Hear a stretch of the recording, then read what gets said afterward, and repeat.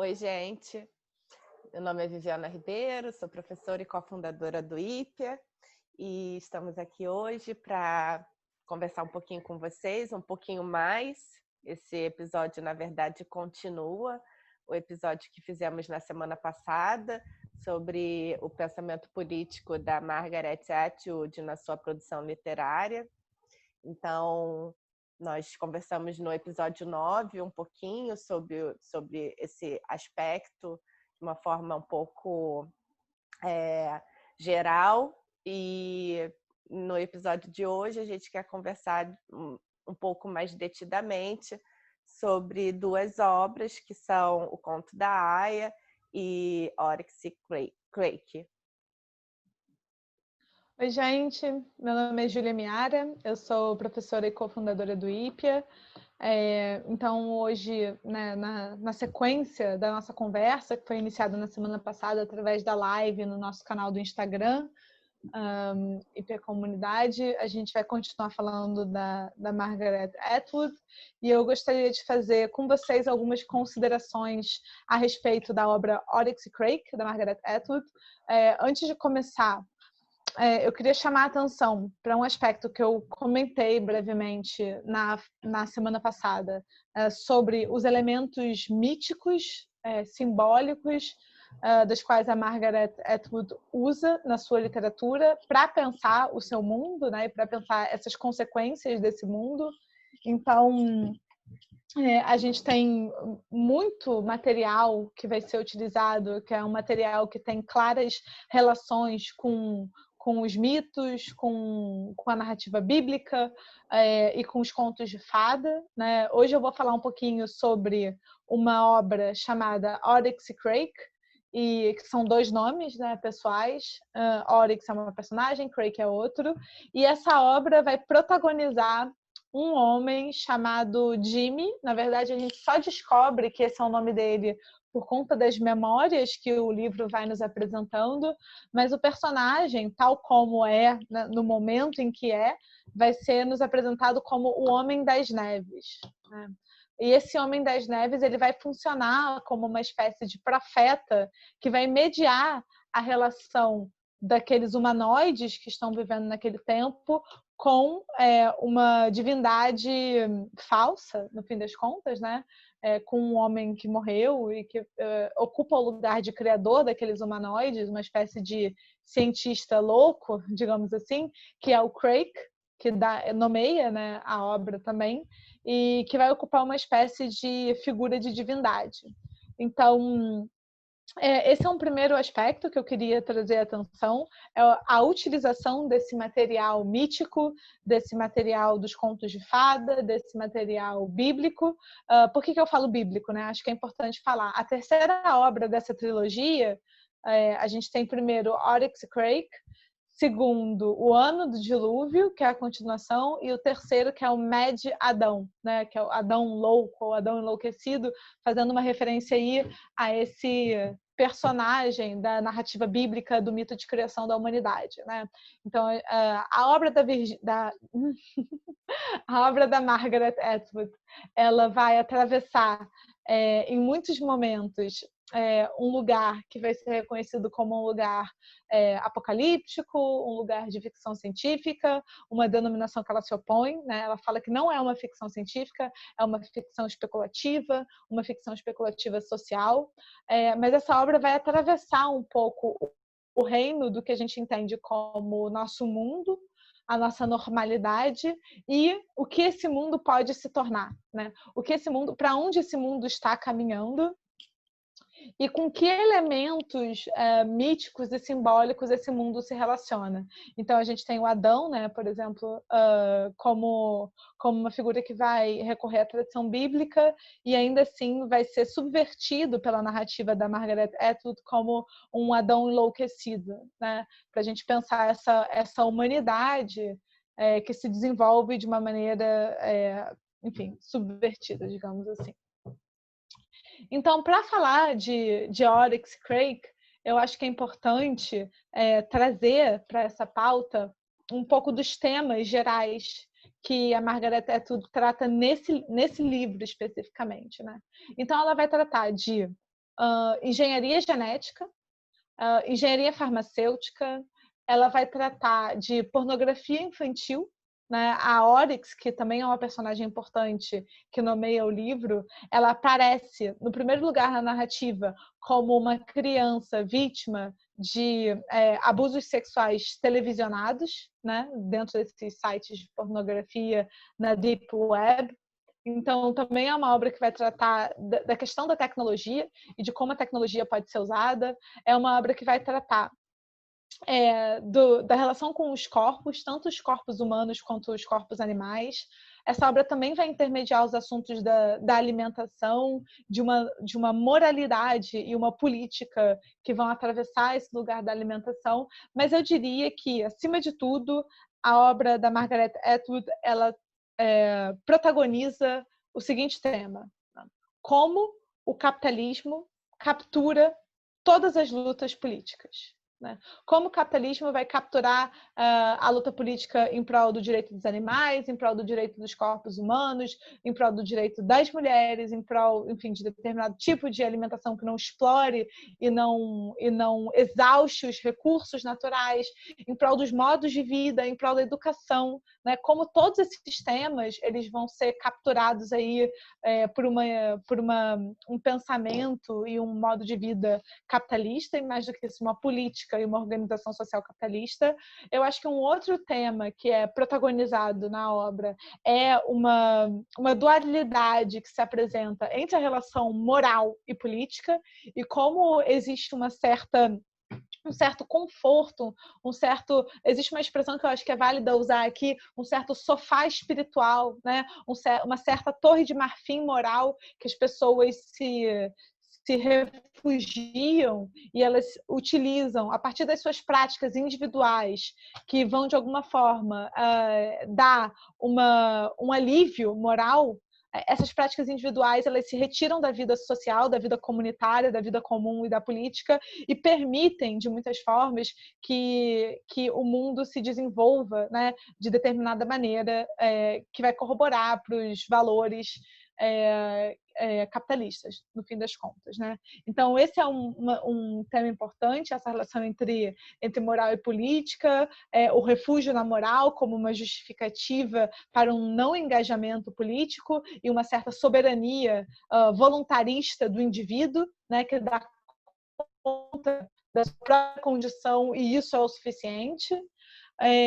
A gente também tem o tema da captura da reprodução social sobre o capitalismo, como os temas da reprodução, e aí eu acho que a professora Viviana pode também entrar nessa discussão, como os temas da reprodução da vida, né? A reprodução aqui a gente não está falando exclusivamente da reprodução da vida no sentido de fertilidade e de geração, apesar de ser isso também, mas uma manutenção da vida, né? Uma reprodução e uma manutenção da vida, como esses elementos são capturados por esse modo de vida, por esse pensamento e por essa política capitalista e, enfim, os temas mais óbvios, né? Meio ambiente, fertilidade, infertilidade, crise ambiental, exaustão dos recursos naturais. Esses são temas que aparecem nas duas obras que a gente vai tratar hoje, né? No Oryx e Crake e também no Conto da Aya. Né? São assim, eu acho que a gente consegue identificar essas duas obras atravessando esses grandes temas. Também a gente vai tratar da questão da tirania, dos governos totalitários, do autoritarismo e a questão da amizade, né? E a amizade também como um símbolo da capacidade que nós temos de criar comum. Né? Então, para entrar mais diretamente na obra do Oryx e Crake, eu não vou contar extensamente a narrativa do livro, mas ainda assim é sempre bom avisar que eu vou... Enfim, esse vídeo contém spoiler, né?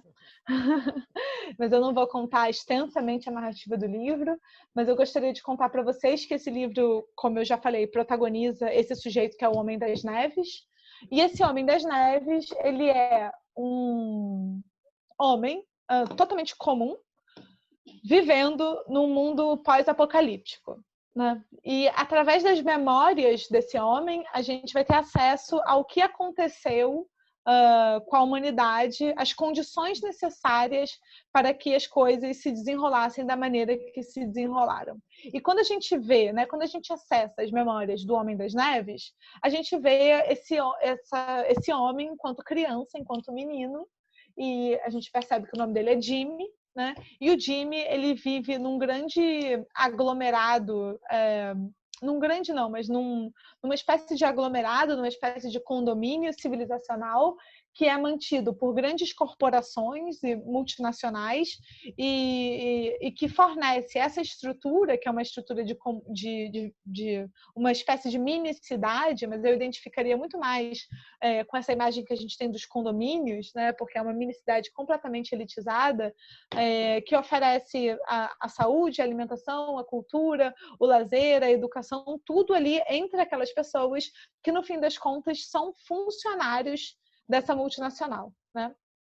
E o mundo está reduzido nesse momento a grandes empresas grandes e poucas empresas que trabalham com áreas específicas da manutenção da vida humana, que são elas, nesse momento, né? Dentro dessa civilização imaginada pela Margaret Atwood. São elas a estética, né? A juventude, né? A manutenção de uma juventude eterna, o que está vinculado aí a um medo da velhice, um medo da morte, e a uma grande apologia a essa estética juvenil. Então, a gente tem a juventude, é uma grande clínica de estética, digamos assim, e a gente também tem a engenharia genética e a engenharia farmacêutica. Então, um extenso desenvolvimento de remédios que conseguem modificar os genes e criar seres humanos com características determinadas, coisa que a gente já tem hoje em dia, né? Não é uma característica de uma ciência de ficção científica, de um futurismo inalcançável, são tecnologias acessíveis, mas que permanecem meio que para sempre confinadas a um comitê de ética, e uma tecnologia farmacêutica, que também vai prometer, enfim, diversos prazeres e diversos elementos vinculados a esse estilo de vida, a esse modo de vida prometido por essa civilização. Então, o Jimmy, que é essa criança, ele cresce nesse contexto, né? E ele cresce nesse contexto, ele faz um amigo, um grande amigo, que vai ser o Craig, que vai nomear a obra. Mas não só o Jimmy, o Craig e a Oryx são os personagens principais, como eu também não quero entregar completamente o livro para vocês, mas eu gostaria de chamar a atenção para uma outra personagem, que é a mãe do Jimmy. Né? A mãe do Jimmy, ela vai aparecer nesse primeiro momento da obra como uma figura quase catatônica, depressiva, né? Ela é uma mulher que se envolveu como cientista nos experimentos de engenharia genética e na criação de porcos transformados geneticamente para abrigarem órgãos de seres humanos, para cirurgias de transplante de órgãos. Ela não só vai se enquadrar dentro desse contexto na obra, como uma mulher que vai se arrepender do seu envolvimento nesse tipo de tecnologia, que vai se retirar para a vida doméstica, que vai ficar dentro de casa, que vai desenvolver uma grande depressão e um alheamento daquela relação, porque ela não aguenta, na verdade, se ver como parte daquilo. Como que a mãe do Jimmy, ela não é uma personagem nomeada, né? A gente não sabe o nome dela, e em determinado momento ela foge esse condomínio de luxo de funcionários dessa empresa. Ela foge, ela não só foge, como ela se junta a uma espécie de oposição a todos esses movimentos sociais, civilizacionais, científicos que estão ocorrendo. Então ela entra para uma resistência e ela vai ser considerada uma terrorista, né? Isso é importante falar também. E algo que é muito sutil e simbólico, mas ao mesmo tempo importante, ela vai pegar um animal de estimação que o Jimmy tinha, que é uma mutação entre dois animais diferentes, e criado em laboratório, e era um pet, né? Era um animal de estimação. Ela vai pegar esse animal de estimação e ela vai libertar esse animal na natureza, né? Na natureza selvagem. Então, essa mulher, que é uma mulher não nomeada, que fica presa num conflito entre o doméstico, o normativo, o civilizado, enfim, e esse mundo tal como é construído pela Margaret Atwood, ela vai se juntar à resistência, ela vai se juntar a um lado de muito confrontamento, e ela vai de alguma forma tentar recuperar um aspecto natural desse mundo, né? E o que a gente vê...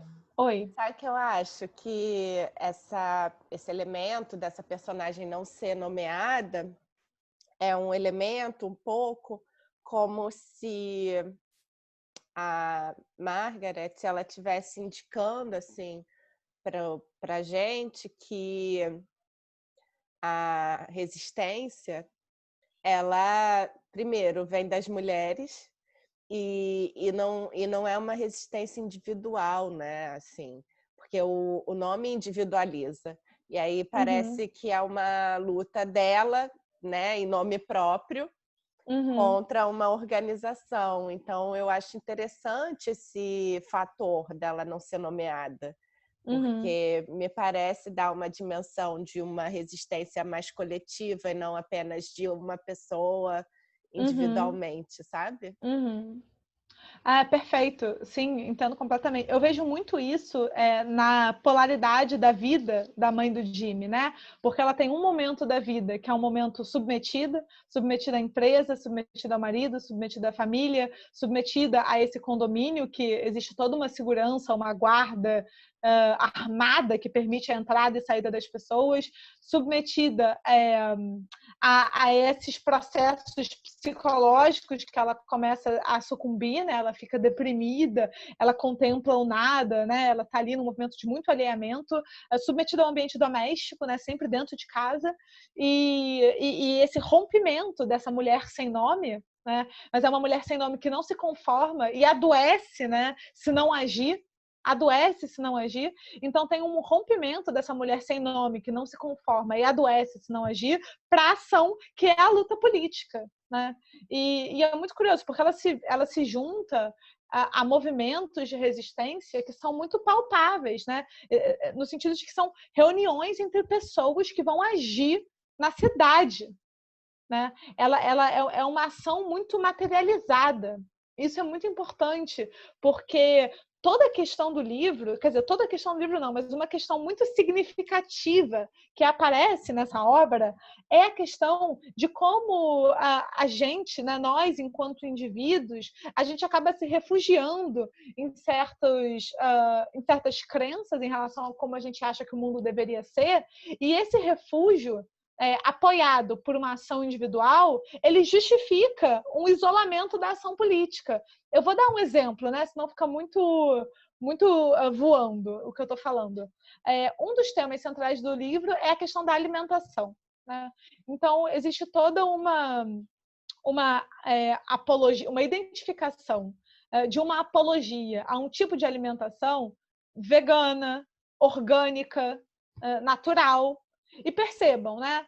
Os veganos, as pessoas que desejam se alimentar com alimentos não envenenados pelos pesticidas, as pessoas que buscam uma alimentação natural, essas todas são pautas muito dignas e legítimas e verdadeiras. Só que a questão do livro é como isso acaba se tornando numa grande indústria, né, do orgânico vegano como um modo de vida. Então, venha cá, compre aqui nessa indústria que está produzindo hambúrguer de frango que não é frango, que é uma planta, só que tem gosto de frango, né? Como tem todo um mecanismo aí industrial que está servindo as grandes fortunas, e esse mecanismo ele vai raptar essas pautas, né? A questão da alimentação, a questão da alimentação natural, a questão do cultivo, né? Dos campos, que não é algo que exista dentro desse mundo pensado pela Margaret Atwood e que, em muitos sentidos, deixa de existir no nosso mundo, né? A alienação da terra, cada vez mais, os pequenos agricultores cada vez mais separados da terra. E é importante também notar que as mulheres, em muitos sentidos, protagonizam essas lutas por esse lugar basilar da existência, né? A educação, o pão, a comida, a terra, o cultivo da terra. Então, são todos temas que estão interconectados, e a Margaret Atwood vai perceber e vai mostrar nesse livro que, como um sintoma né? E um sintoma muito perigoso, se a gente está com a nossa alimentação, né, com a nossa cestinha orgânica garantida, a gente não se importa se essa cesta orgânica veio de uma grande multinacional capitalista corporativa que expropria terras comunais de camponeses nativos e que vai se utilizar e vai fazer um grande marketing desse orgânico, desse natural e vai raptar os símbolos e essas lutas. Então, eu acho que é esse o ponto que precisa ficar muito claro, né? O rapto desses símbolos e dessas lutas e esse elemento, tá certo que a mãe do Jimmy, ela não é a protagonista, mas a Margaret Atwood sempre coloca na sua narrativa, na sua criação literária, figuras de mulheres muito importantes, né? E frequentemente protagonistas, mas que sempre estão trazendo a dimensão social política que acaba atravessando sim as questões de gênero dentro da sua narrativa. Então essa mãe do Jimmy, ela vai fugir, ela vai se unir a essa resistência que vai ser compreendida como um terrorismo, ela vai se unir a essa resistência e ela vai permanecer ao longo de toda a obra como uma espécie de fantasma na cabeça do Jimmy, né? Como esse fantasma, ele vê, aí ele acha que viu uma foto dela, a polícia, né? Fica investigando o Jimmy o tempo inteiro, sempre quando ela faz alguma coisa ou que alguém acha que ela participou de algum ato político mais intenso, o Jimmy vai ser investigado. Então, essa questão do abandono maternal vinculado ao fantasma que a mãe do Jimmy vai ser na vida dele, e é um fantasma revolucionário, né? É um fantasma que se une à oposição e à luta revolucionária, é um dos elementos mais paradigmáticos e talvez pouco valorizados na obra Oryx Crake, porque a gente tem o Jimmy e o Crake como certamente os grandes protagonistas, a Oryx tem um papel muito fundamental, né? A Oryx como essa personagem que vai ser apresentada a essa obra como uma vítima de abuso sexual infantil e que depois vai crescer para se tornar parte de uma, enfim, não vou falar tudo, mas de uma conspiração científica que busca um melhoramento artificial da humanidade, e uma espécie de professora também, para além desses óbvios protagonistas, a gente tem aí a mãe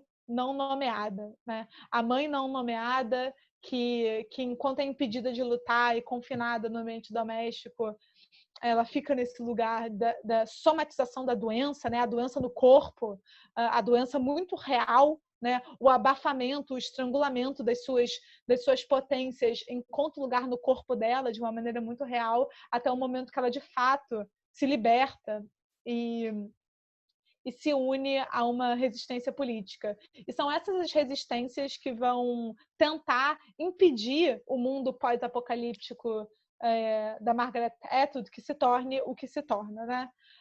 E é muito importante também falar que a Margaret Atwood ela vai criar essa literatura que em muitos sentidos parece uma literatura pós-apocalíptica ou apocalíptica, porém, né, essa literatura está baseada nos valores dos nossos tempos, em situações que a gente vive, conflitos que são reais para nós agora, hoje, né? E um pouco da sensibilidade, né, da visão dela como escritora é falar, olha só, gente, se a gente continuar como estamos, é para esse lugar, né, que estamos caminhando. É lá que vamos chegar.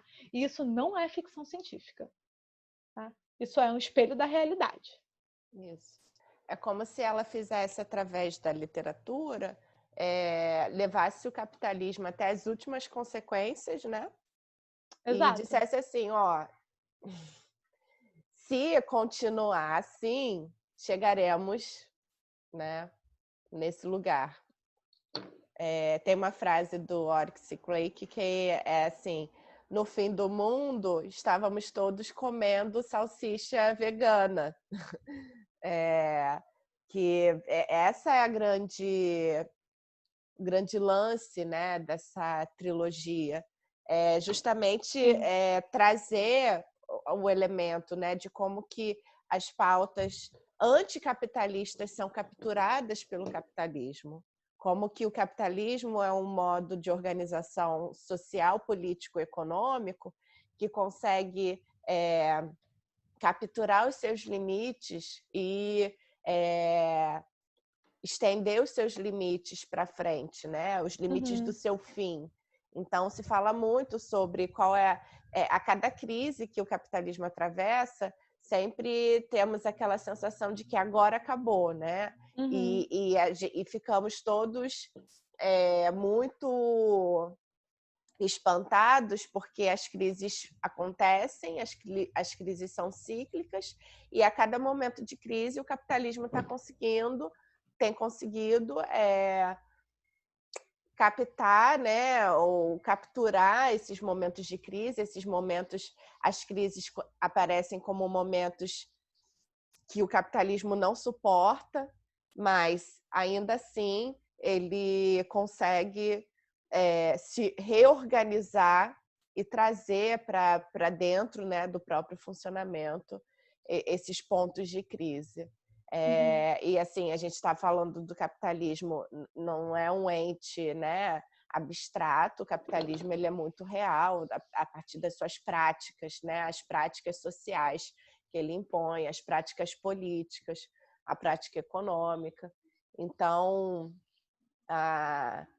eu acho que a grande virtude desse livro é justamente produzir isso, né? Vamos pensar o capitalismo até as suas últimas consequências. E as últimas consequências do capitalismo é o extermínio do humano, porque não é nem da humanidade, né? Porque a humanidade ela já está sob risco há muito tempo. A humanidade é algo que se constrói, né? Que se constitui nas relações. Não é algo que é dado pela natureza humana. Então, é muito mais profundo e muito mais, ao mesmo tempo, trágico o caminho da extinção do próprio humano. Então, só queria lembrar, né, essas questões em relação ao Oryx e Crake. Sim. E eu acho que assim, algumas temáticas que vão ser atravessadas que vão atravessar o Oryx e Crake são temáticas que também estão muito em comum com o Conto da Aia, né? Que é um texto que, enfim, ganhou uma grande popularidade tanto pela sua potência, mas também porque foi dramatizado e tem muita gente que teve o primeiro acesso à obra da Margaret Atwood pelo Conto da Aia, e eu acho que a gente pode falar um pouquinho sobre isso também, né? Sim. Sobre como o Conto da Aia, por exemplo, traz a questão da fertilidade e da infertilidade, inclusive a questão da infertilidade está vinculada a esse problema ambiental, né? Sim. É uma coisa que está, enfim, muito claramente ali estreita, né? Muito estreitada, a permanência ou a impermanência da humanidade com a permanência e impermanência do mundo, né? Então tem uma dinâmica, o todo e o indivíduo ali numa estreita conexão, né? Um enquanto espelho do outro, as relações também enquanto espelho da política, né? Então, não sei, talvez a gente possa conversar um pouquinho sobre isso agora. Sim. Como a gente conversa bastante, né, já conversou bastante sobre a produção da Margaret Atwood, a gente entende que o Conto da Aia, ele um pouco que se encontra nesse momento intermediário, né, seria um momento anterior ao momento apresentado no Oryx e Crake, que é um momento de crise, né? Mas o humano existe ainda, a organização social ainda é constituída por humanos, e humanos não modificados, não diretamente, né?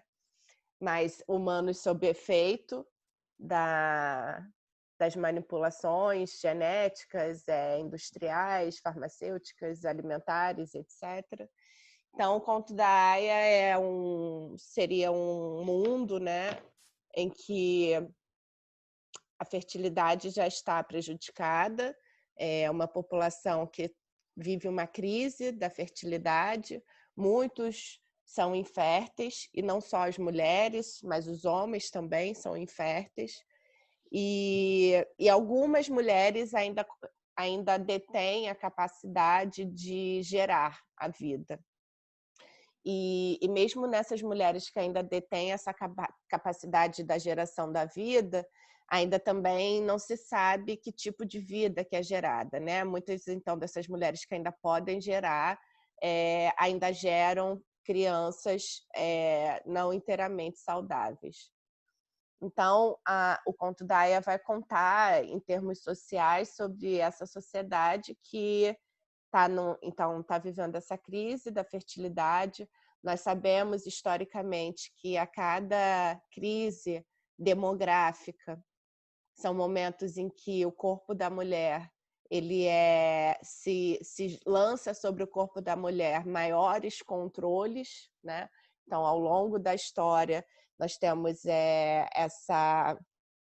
essa reação política social, desde a Inquisição, desde a caça às bruxas. Nós compreendemos antes até, mas a gente compreende junto ali com a Silvia Federici que a crise demográfica europeia, né, originada da peste, das guerras e da fome, que gerou um decaimento populacional de 1/3 da Europa, da população europeia, foi uma das razões para que a Inquisição se desencadeasse e a perseguição às mulheres. Sim. É importante a gente lembrar que todo governo autoritário dedica uma especial atenção à reprodução das mulheres, né? Parece que, se essa é uma pauta que para nós, às vezes, parece uma coisa meio por acaso, para os grandes ditadores e os grandes governos autoritários, não é. Sim. Não é. Existe uma atenção especial à reprodução. Sim. E o que a Silvia Federici no Caliban e a Bruxa dá a ver, como questão política, é justamente que o acontecimento da Inquisição no controle da reprodução, ele vai tornar o elemento da reprodução como um elemento de Estado, né? ou nos dizeres dela, como uma questão de Estado, como uma questão de organização da cidade, como uma questão de organização da política. Então, e é muito sintomático que esse acontecimento tenha se firmado na nossa história, né, na história do nosso desenvolvimento, como no mesmo período em que então vai começar a se dar a modificação do modo feudal de produção e o surgimento do capitalismo. Então, a questão da reprodução, o que a Silvia Federici traz para a gente no Caliban e a Bruxa, é justamente dizer, né, faz parte necessária da organização desse novo modo de vida, que é o modo de vida do capitalismo. Um dos elementos é controlar a reprodução. E aí, todo o argumento que ela vai desenvolver é que uma das estruturas do capitalismo é justamente a sua apropriação da ordem patriarcal e subvertendo-a e convertendo-a a seu favor.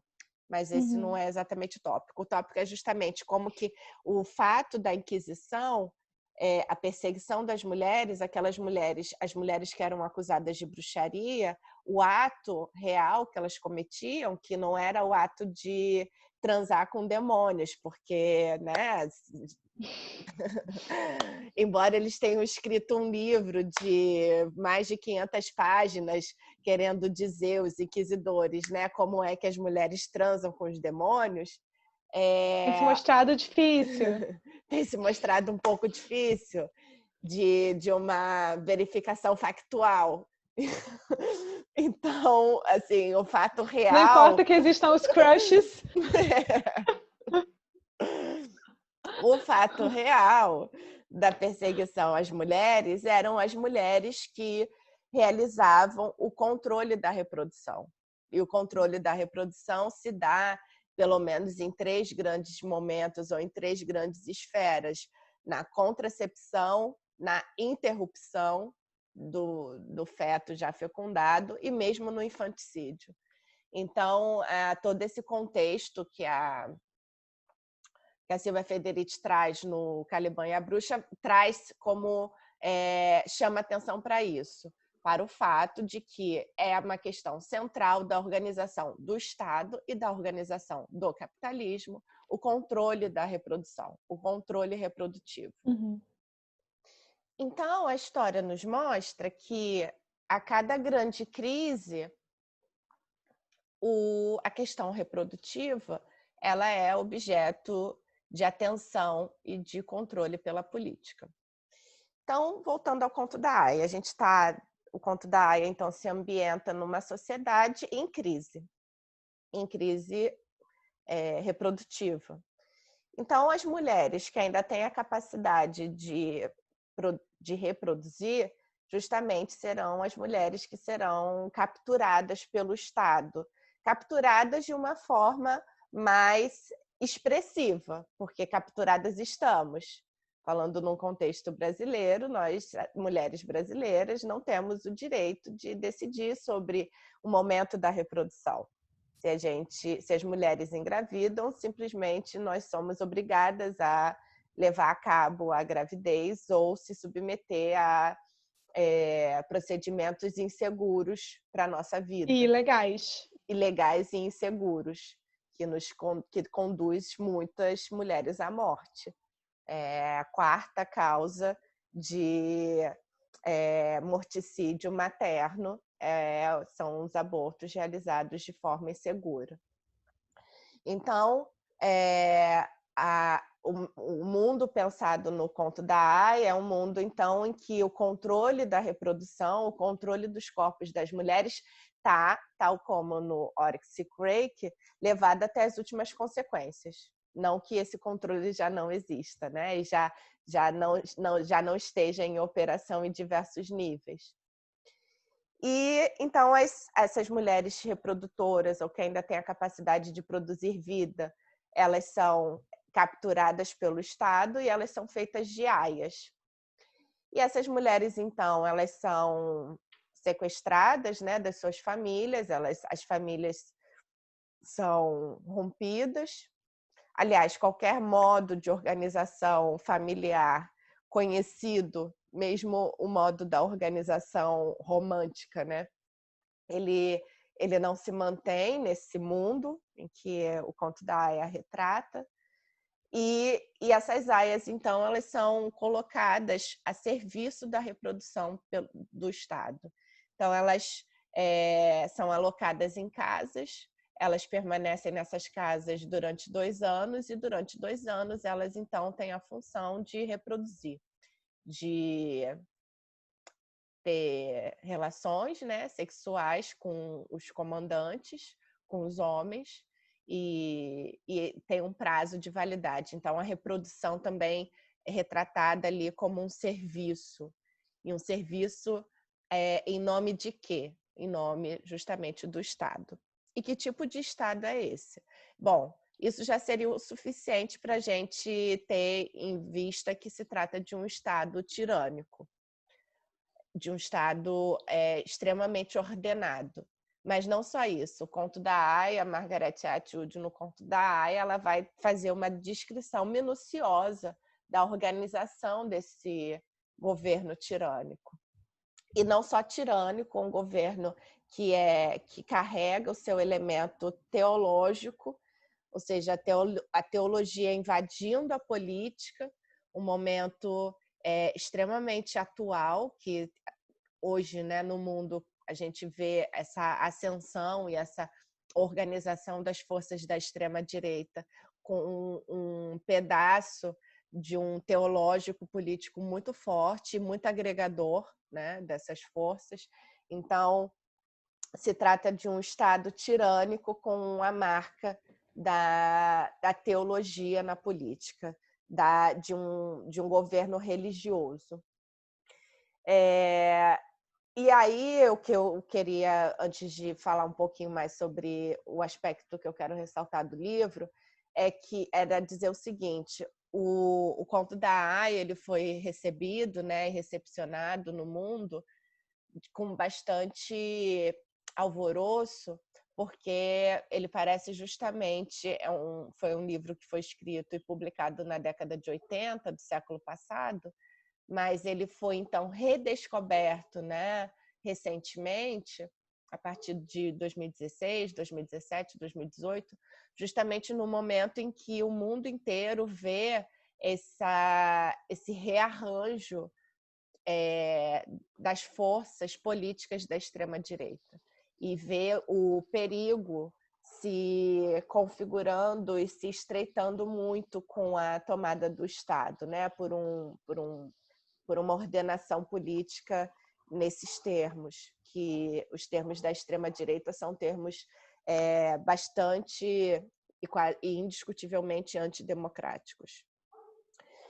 Porém, o que me parece bastante mais importante, inclusive, do que perceber o Conto da Aia como esse momento, esse livro, essa obra literária antecipatória do que estava por vir, a partir do que a Margaret já via ali dos elementos políticos em que ela estava inserida na produção desse texto, o que eu acho que é mais importante em termos políticos, de uma leitura política dessa obra, é, primeiro, compreender como é que se estrutura um governo tirânico, mas também compreender o seu duplo, compreender o seu espaço de resistência, compreender como é possível produzir espaços de resistência.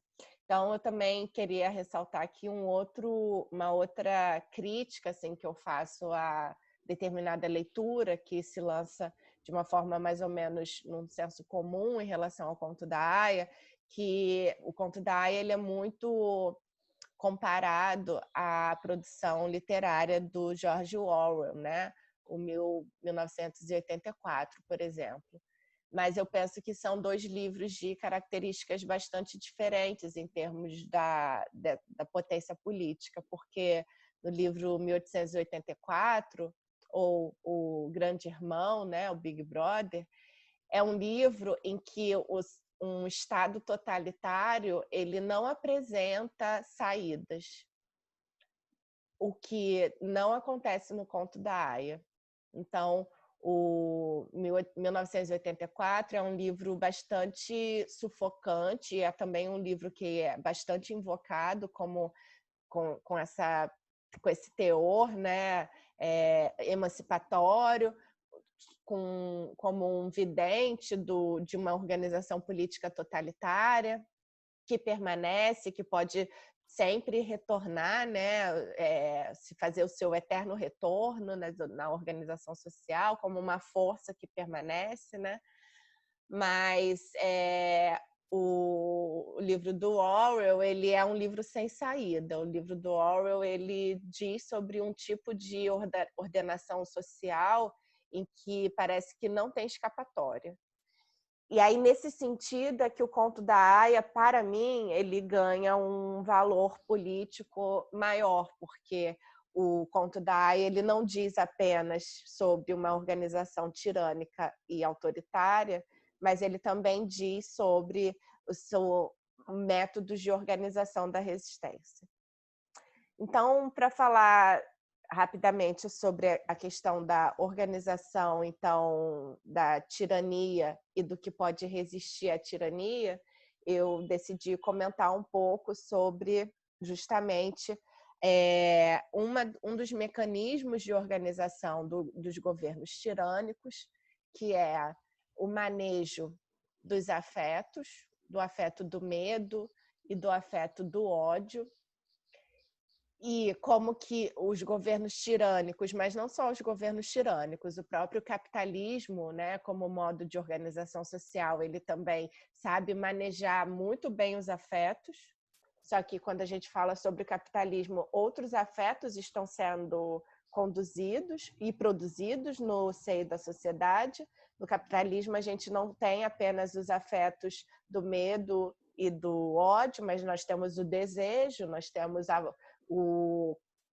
nós temos a alegria, nós temos, enfim, a ordenação em torno do consumo maneja afetos alegres, afetos de pertencimento, afetos... E uma negação ao mesmo tempo, né? É produzir o desejo, um desejo de consumo que promete uma felicidade e negar esse desejo, né? Através das impossibilidades materiais. Acho que isso é importante falar, que vai gerar uma sociedade doente. Essa dinâmica de produzir o desejo e negar o desejo gera aí uma civilização completamente adoecida, né? Sim. O capitalismo ele é um pouco mais sofisticado do que a tirania, né? O capitalismo ele joga o tempo inteiro com esses desejos, o desejo de sucesso e o fracasso, né? Que é a base da meritocracia, o incentivo à competição. E enquanto os governos tirânicos eles são um pouco mais medíocres, porque eles lidam com uma esfera reduzida, afetiva. E principalmente o afeto do medo e da tristeza, o afeto do ódio, né? Então, como é que isso se opera e como é que isso, a Margaret apresenta isso na organização dessa sociedade que ela nos mostra no Conto da Aia? Bom, se trata de uma organização social em que ninguém confia em ninguém, né? Não existe qualquer vínculo de amizade entre nenhum dos indivíduos. Se trata, na verdade, de uma não sociedade, né? Se trata mais de um conglomerado de pessoas com determinadas características em determinados estratos em que não se relacionam nem entre si e nem com os outros estratos. Então, do lado dos homens, nós temos os estratos, né, dos comandantes, que são os homens do governo, são os homens do poder. Esses homens, eles também são inférteis, inclusive isso produz uma série de problemas para as aias, porque às vezes elas passam 2 anos cumprindo o serviço e não produzem o produto, né, criança, mas aí vai por conta da infertilidade do homem. Nós temos os homens empregados, nós temos os homens que servem de vigias, nós temos os homens pobres, e todos esses homens não têm qualquer tipo de relação entre si, são todos organizados numa hierarquia, né, de dominação e de respeito, de cumprimento de deveres, e etc. E do lado das mulheres, de vigília. E do lado das mulheres, a gente também tem o extrato das esposas dos comandantes, que são as mulheres que estariam nesse extrato mais elevado social, mas são mulheres inférteis, são mulheres infelizes, mulheres que carregam toda uma culpa por não produzir mais ou por não ter mais a potência da criação. Nós temos as martas, que são as mulheres que trabalham nas casas dos comandantes. Nós temos as mulheres pobres, que são as mulheres dos operários. E temos as aias. E aí, dentro de toda essa estrutura social, essa estratificação social, as aias ocupam, né, o pior lugar do extrato social, embora elas sejam o agente social mais importante, porque é o agente social que ainda pode reproduzir. No entanto, é o agente social mais controlado, subjugado e posto a serviço dessa engrenagem. E de modo que essa organização social funciona a todos odiarem as aias. Então, os homens e as mulheres odeiam as aias e têm medo delas, justamente por conta desse poder que elas detêm de ainda reproduzir, de estar nelas, de estar no corpo delas, a capacidade de continuar a espécie humana. E isso tem uma relação impressionante com a história das mulheres, né? A história das mulheres no patriarcado é justamente essa. Se trata de uma subjugação desse corpo dentro da natureza humana como o único corpo que reproduz, e a história do patriarcado é, na verdade, uma longa história do controle e da subjugação desse corpo. E o decaimento, né, dessa qualidade, que é uma qualidade primordial, e o seu decaimento para esse controle extremo realizado a partir de uma ordenação patriarcal. Uhum. E através desse manejo desses afetos, né, do ódio e do medo, esses principais afetos, mas que a gente também poderia dizer como afetos da tristeza, é que o Estado, então, ele continua o seu funcionamento, porque todas essas pessoas reduzidas a estratos, elas, então, são direcionadas e elas passam a se relacionar umas com as outras, né, no sentido de controlar essas mulheres, de controlar as aias, de procurar mais mulheres que, caso ainda não tenham sido capturadas, mas de achar essas mulheres e de submetê-las a essa ordenação, a esse controle. E aí o dúbio, né, ou duplo, o momento de escape, então, que aparece no livro do Conto da Aia, é justamente como é que a gente reage a um modo social estruturado nesses termos.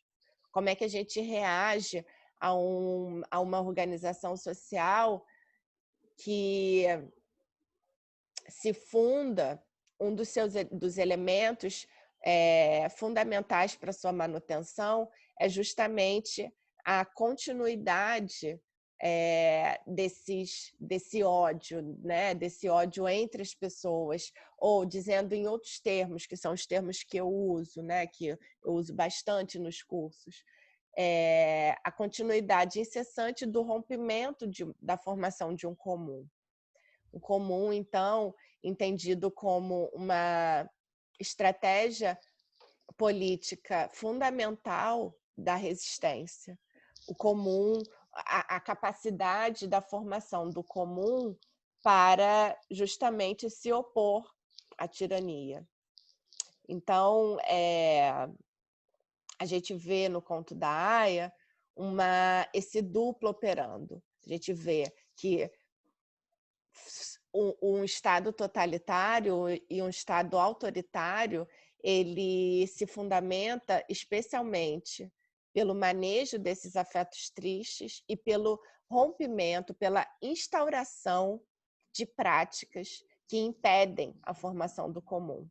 Então, o fato das aias serem esse alvo que todos devem odiar e vigiar, odiar, temer e vigiar, faz então com que continuamente todos estejam a serviço do Estado no controle dessas mulheres, no controle dessas mulheres que ainda podem reproduzir.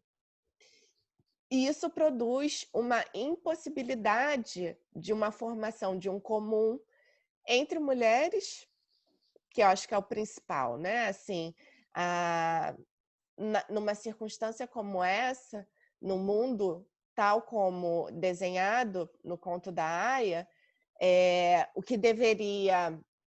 que parece mais intuitivo de se formar é uma cooperação entre as mulheres, e não um ódio entre as mulheres.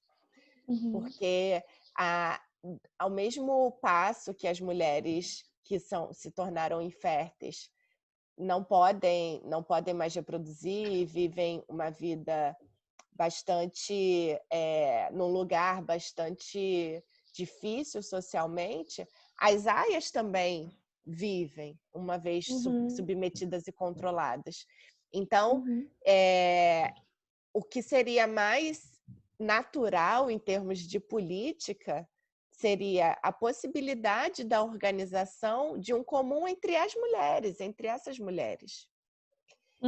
Então, só que faz parte, então, da possibilidade de um governo tirânico se manter no poder o rompimento contínuo do comum. E como é que isso é feito? Falando especialmente do grupo das mulheres. Isso é feito justamente produzindo produzindo essa imagem das aias como uma figura social que precisa ser controlada e odiada, impossibilitando que se forme entre mulheres, porque um governo tirânico ele aprofunda a impossibilidade de vida social das mulheres como um todo, mas ele, ao produzir então esse ódio, né, disseminar esse ódio entre as mulheres, ele impede então esse comum, e um comum que a gente pode dizer em outras palavras, a amizade. A Marilena Chaui, ela tem um texto que se chama Amizade como Recusa do Servir. Esse texto ela escreveu a propósito de um comentário de um texto político bastante clássico dentro do pensamento político, que se chama O Discurso da Servidão Voluntária, do Etienne La Boétie. E nesse discurso da servidão voluntária, o La Boétie ele defende que um governo tirânico ele se forma e ele se mantém no poder não é pelo poder ilimitado do tirano, mas é justamente pela quem dá o poder ao tirano são os tiranetes. Então, o La Boétie ele vai dizer, né, o que mantém a tirania não é esse poder ilimitado e um poder sobre o qual não existe qualquer resistência, mas são os tiranetes, que são os seus milhares de braços, milhares de olhos, milhares de pés que é possível disseminar na sociedade. Então, é a própria sociedade e a forma como ela se organiza que dá o poder ao tirano. A importância desse discurso da servidão voluntária é trazer essa dimensão de como se forma um Estado tirânico. E também trazer essa dimensão de que a tirania não é esse poder sobre o qual a gente não pode nada, mas nos dá a ver como é que se forma a tirania. Uhum. E aí o La Boétie ele diz, em oposto os tiranetes, eles não formam comum. Os tiranetes é como se fossem bandos, é como se fossem comparsas, é como se fossem comparsas num crime. E os comparsas num crime, eles não têm entre si uma relação de amizade. Tanto é que eles podem se trair uns aos outros a qualquer momento. E ele traz então a amizade como ele coloca esse duplo entre os comparsas e uma relação de amizade.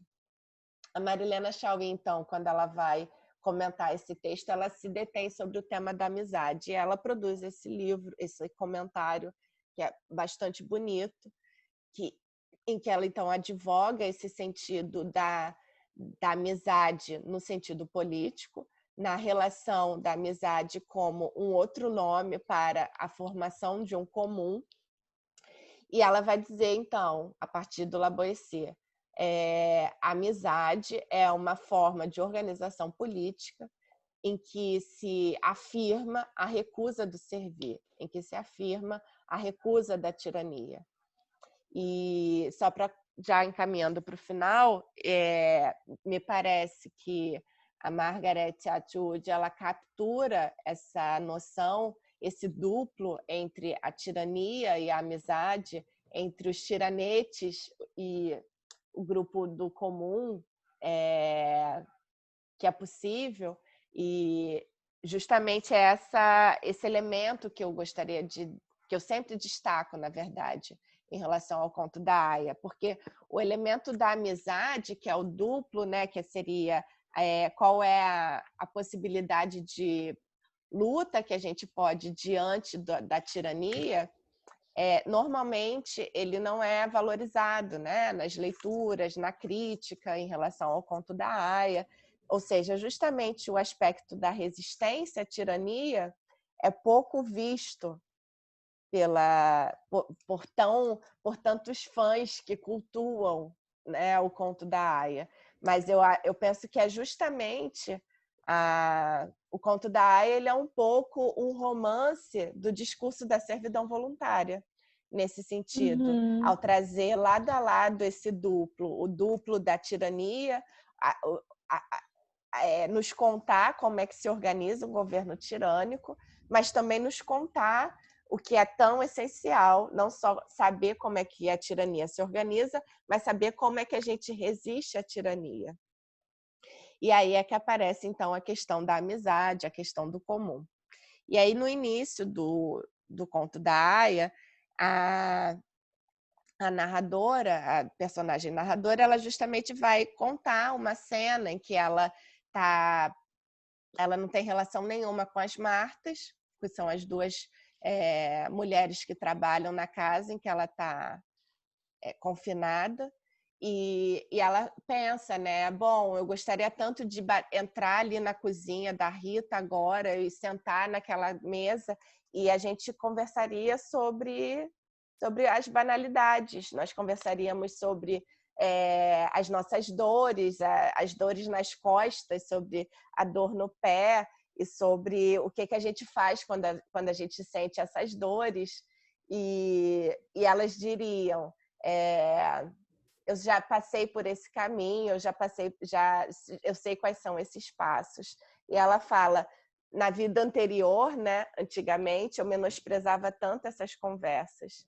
E parece uma relação também muito direta, aquele comum, né, ancestral das mulheres, as mulheres juntas compartilhando a forma como se cuida das doenças, né, a forma como se maneja os elementos da natureza curativos, com as suas capacidades curativas, e como que esse comum foi rompido, e como o comum entre as mulheres tem sido cotidianamente rompido por diversos mecanismos do capitalismo. E o Conto da Aia, então, também é um momento, é um tipo de sociedade ficcional, mas não tão ficcional, mas é um momento de levar, estender, né, os mecanismos do capitalismo até os seus limites. Então, só para terminar, vou ler aqui rapidamente esse trecho, que diz assim: hoje, a despeito do semblante carrancudo de Rita e dos lábios cerrados, eu gostaria de ficar aqui na cozinha. Cora poderia entrar, vinda de alguma outra parte da casa, trazendo sua garrafa de óleo de limão e seu espanador. E Rita faria um café. Nas casas dos comandantes ainda existe café de verdade. E nos sentaríamos à mesa da cozinha de Rita, que não é de Rita, tanto quanto minha mesa não é minha. E conversaríamos sobre nossos grandes e pequenos males, dores e incômodos, doenças, sobre os nossos pés e nossas costas. Todos os diferentes tipos de peças que nossos corpos, como crianças travessas, podem nos pregar. Daríamos acenos de cabeça, à guisa de pontuação, para as vozes umas das outras, num sinal de que sim, sabemos tudo a respeito disso. Trocaríamos remédio e tentaríamos superar umas às outras no relato de nossos sofrimentos físicos. Não queixaríamos somente, suavemente, as vozes mansas, em tom menor e chorosas, como as pombas nas calhas dos telhados. E diríamos: eu sei do que você está falando. Ou uma expressão antiquada que por vezes ainda se ouve de gente mais velha. Conheço os passos dessa estrada, já passei por ela. Como se a própria voz fosse um viajante chegando de um lugar distante. O que de fato seria, o que de fato é. Como eu costumava desprezar esse tipo de conversa. Agora anseio por elas. Pelo menos eram conversas. Uma troca, por menor que fosse. Ou falaríamos da vida dos outros. As Martas sabem de coisas e conversam entre si, transmitindo as notícias não oficiais de casa em casa. Assim como eu, elas ficam a escutar atrás das portas e, sem dúvida, veem coisas mesmo com os olhos desviados. Eu já as ouvi fazer isso em algumas ocasiões. Escutei fragmentos de suas conversas particulares. Elas diziam: natimorto, este nasceu morto. Ou, e a golpeou com uma agulha de tricô, bem na barriga. Só pode ter sido por ciúmes. Estava consumida pelos ciúmes. Ou, de maneira torturante para minha curiosidade, foi um limpador de vaso sanitário que ela usou. Funcionou às mil maravilhas. Agora seria de se imaginar que ela tivesse sentido o gosto. Deveria estar caindo de bêbado, mas eles descobriram o que ela tinha feito. Ou eu ajudaria a Rita a fazer o pão, mergulhando as mãos naquele calor resistente e suave que se parece tanto com a da nossa carne. Anseio por tocar alguma coisa, algo que não seja pano ou madeira. Anseio por cometer o ato do toque.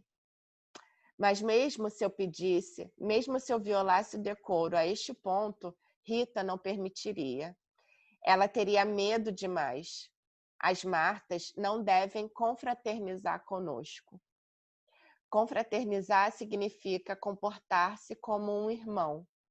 Luke me disse isso. Ele me disse que não existia palavra correspondente que significasse comportar-se como uma irmã. Teria que ser consororizar, ele disse. Vem do latim.